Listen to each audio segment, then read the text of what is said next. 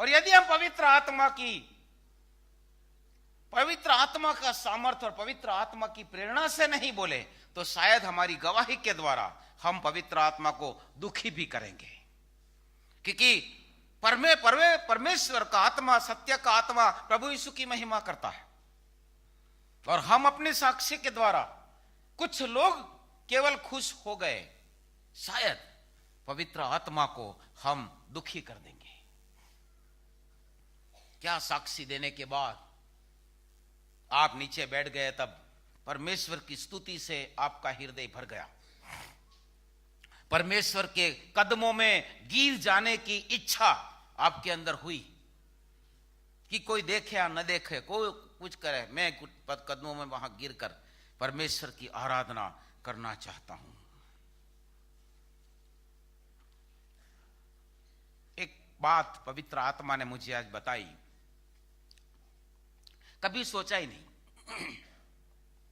और आज वो पास्टर राजू ने बोला कि आकाश परमेश्वर की महिमा को प्रकट करता है। Heavens declare the glory of God. The whole creation declares the glory of God. पूरी सृष्टि, सारी सृष्टि परमेश्वर की महिमा प्रकट करती है। भजन 148:3 से आगे देखो, सारी सृष्टि परमेश्वर की स्तुति करते हैं, सारी सृष्टि परमेश्वर की महिमा करती है। उनके पास भाषा भी नहीं है, फिर भी दिन दिन को, रात रात को, गहराई गहराई को परमेश्वर का ज्ञान प्रकट करते हैं। But you know, the whole creation groans, the whole creation groans. Romans 8:22 says, we know that the whole creation has been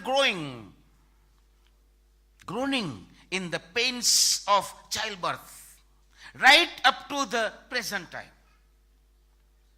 आदम ने जब से पाप किया तब से लेकर आज तक, इस घड़ी तक, इस क्षण तक सारी सृष्टि आहें भर रही है, आहें भर रही है। सारी सृष्टि दुखी है, मगर फिर भी वो अपनी दुख के विषय में कुछ नहीं कह रही, वो परमेश्वर की महिमा प्रकट करती है। दुख में है, उत्पीड़ित है, तड़प रही है, प्रसूता की वेदना को सह रही है, ताकि परमेश्वर के पुत्र प्रकट हो,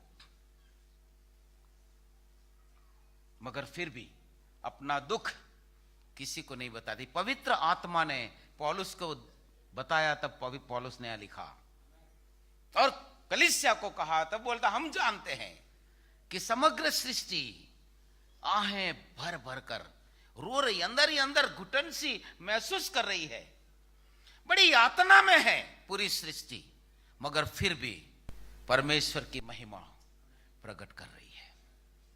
जब हम दुखी हैं, जब हम अपमानित हैं, जब हम त्यागे गए हैं, जब कोई हमें समझ नहीं रहा है, जब हम समस्या के अंदर है, जब हम लंबे समय की पारिवारिक समस्या में हैं, लंबे समय तक हम किसी बीमारी से ग्रस्त है, दुखी है, क्या हम परमेश्वर की महिमा प्रकट करते हैं?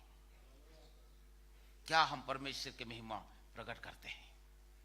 क्योंकि परमेश्वर ने हमको बनाया है ताकि हम परमेश्वर की महिमा प्रकट करें।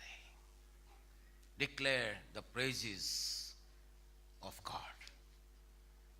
जो अंधकार से हमें उसके तेजोमय प्रकाश में लाया है, उसकी स्तुति ही नहीं, उसके सद्गुण हम प्रकट करें। स्तुति और आराधना के द्वारा हमारा स्वभाव और हमारा बाहरी रूप भी बदल जाता है। वचन में एक जगह पर लिखा है कि मूर्ति की जो आराधना करता है वो मूर्ति के जैसा हो जाता है। उसका मतलब प्रभु यीशु मसीह की जो आराधना करता है वो प्रभु यीशु के जैसा हो जाता है। पहला यूहन्ना 4 अध्याय में लिखा है, as he is so we are in this world. जैसा वो है वैसा हम भी इस संसार में हैं। हमें इस संसार में उसके जैसा रहना है तो हमें आराधना वाले बनना पड़ेगा। अन्य भाषा थोड़ी बोल दी और कोई भविष्यवाणी सुनी और उसके बाद हम लोग खुश हो गए कि मेरे बारे में एक अच्छी भविष्यवाणी हुई है, इसलिए एक अच्छा कवर प्रभु के दास को दे दिया और अच्छी तरह हम लोगों के सामने कहते रहे मेरे बारे में यह गवाही हुई है, यह भविष्यवाणी। उसमें भी मैं ही केंद्र में हूं, परमेश्वर केंद्र में कब आएगा मुझे मालूम नहीं है। Declare the glory of God. We are self centred and we have to repent of that. हम स्व केंद्रित हैं, हम स्वार्थी हैं, हमें आज पश्चाताप करना पड़ेगा। परमेश्वर के जैसा चरित्र हमने पाया नहीं है, इसलिए कई बार हम परमेश्वर के लिए कलंकित बन जाते हैं, परमेश्वर के नाम को हम कलंक पहुंचाते हैं। Declare the glory of God. कुछ अंतिम बातें मैं पढ़कर बैठ जाना चाहता हूं, क्योंकि मुझे लगता है कि हमें चिंतन पूर्वक प्रार्थना करना होगा। How can I build a godly character? How can I build a godly character? ईश्वर के जैसा, परमेश्वर के जैसा चरित्र और स्वभाव मैं कैसे धारण करूं? Number 1, worship God. परमेश्वर की अधिकाधिक आराधना करें। Write down, worship more and more. Come in his presence and not just praise him, worship him.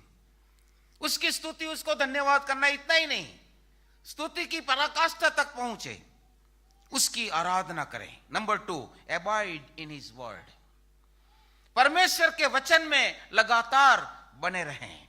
पहला यूहन्ना 2:14 में लिखा है, युवाओं मैंने तुम्हें लिखा है क्योंकि तुम बलवान हो, परमेश्वर का वचन तुम में बना रहता है और तुमने उस दुष्ट पर जय पाई है। परमेश्वर के वचन में बने रहो। Number 3, stand on the promises of God and claim the promises of God for your character. अपने अच्छे चरित्र के लिए परमेश्वर की प्रतिज्ञाओं पर खड़े रहें और उसका दावा करें, क्योंकि दूसरा पत्रस 1:3 में लिखा है, इस संसार में जो सड़ाहट होती है, प्रदूषण, उससे बचने के लिए उसने हमें अपने बहुमूल्य और कीमती प्रतिज्ञाएं दी हैं। Number 4, take heed according to the word of God. भजन 119 का 9, Psalm 199, take heed according to the word of God. परमेश्वर के वचन के अनुसार चौकसी करें, सतर्क रहें। सतर्कता, चेतना और सतर्कता, जागरूकता, चेतना और सतर्कता हमारे भीतर परमेश्वर के वचन के अनुसार होनी चाहिए। Number 5, remain under pastoral covering and receive pastoral